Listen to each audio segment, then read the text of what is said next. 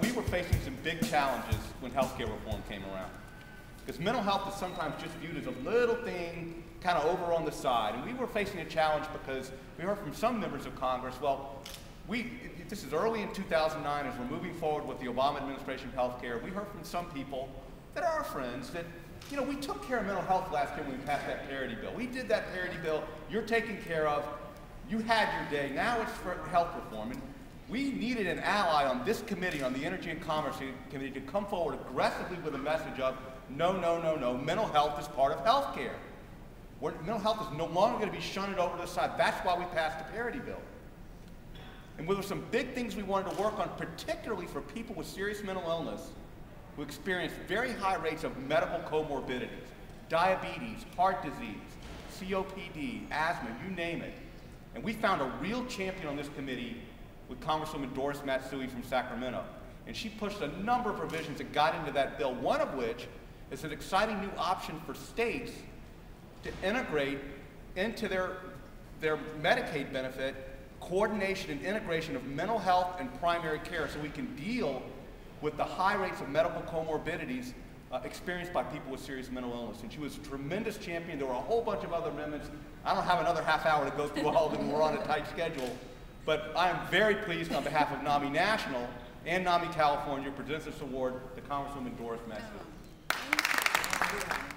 I think we've taken lots of great steps moving forward. And the wonderful thing about NAMI is that it's about families. And I think that we've made a lot of progress because, you know, we had the parity bill. We know how important that was to sort of start the discussion. But with this health care bill, we knew that we had a real opportunity to really open it up in a way where we're not just talking about physical illness. Many times, there could be more debilitation with mental illness than physical illness. I would tell you that I have some family experience with this. My sister is mentally ill. She's got schizophrenia, and you know how that is. And I think there are many times, this was a long time ago, when she was diagnosed. She was 17, you know, that age, when everything seemed fine, all of a sudden she was going off to college, and all of a sudden the world fell apart. My parents, of course, didn't know what to do. It was very, very hard on them, and ultimately the whole family, until we tried to figure things out. But that was so many years ago when baby only had one drug. And a lot of,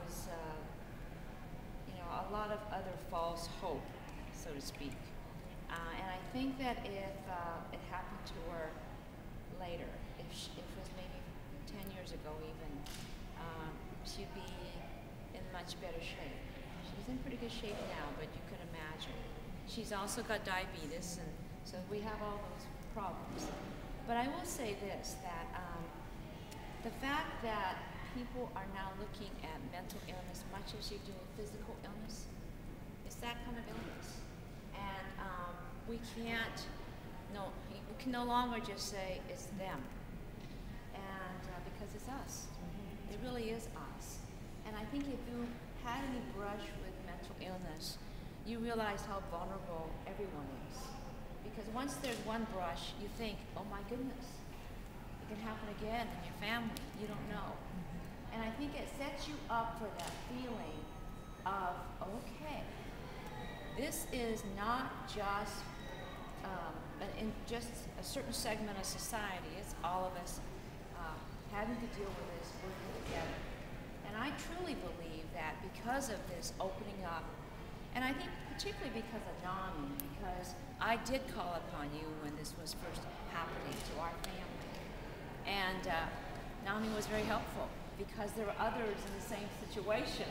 And it was very comforting to know you're not the only one. And you've managed this process. And it still is very, very difficult, as you know.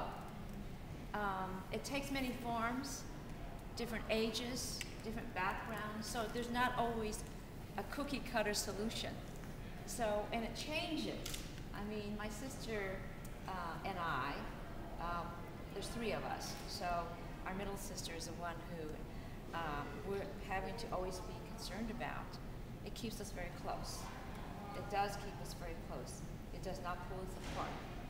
We talk all the time. In fact, 2 nights ago, I was preparing for a hearing, and I thought, well, she's in California. We talked, and we got on the phone, going through, this is what we're doing that evening, going through all her medications.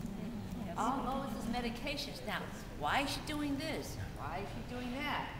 Okay, and I'm thinking from my basic knowledge, well, you better ask the doctor, well, why is she still taking this? Because that, I don't think she needs that. But it's that we're doing some coordinated care on our own, right? But, you know, I suppose we love her. And our parents never said, you must take care of Lois.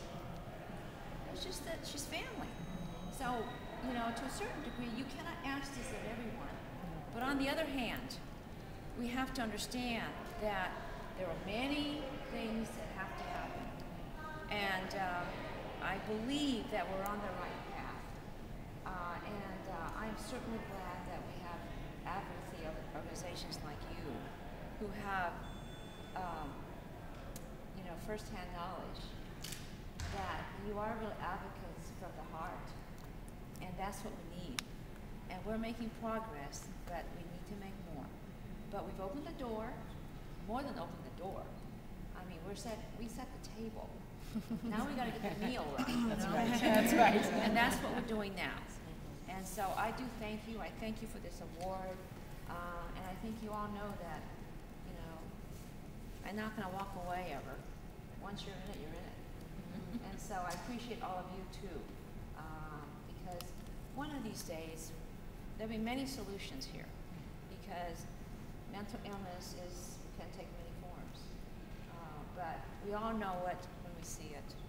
And we all realize that we want to make sure that those that we loved can become part of society. I think my sister still is 17 years old and thinks she's going to get married one day. And that breaks her heart. But we sort of dream with her. That's what we can do. But thank you very much for everything you're doing. Thank you for this award. It means a lot to me. And it's a dynamic mission we're on.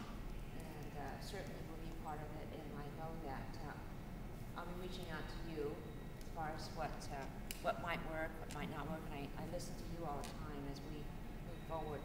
The health care bill was huge, huge. But implementation of health care is even going to be bigger. So I know we'll be working together as we move forward on the adjustments and changes and all of that that have to be made. So thank you very much for everything you do. Thank you. Thank you.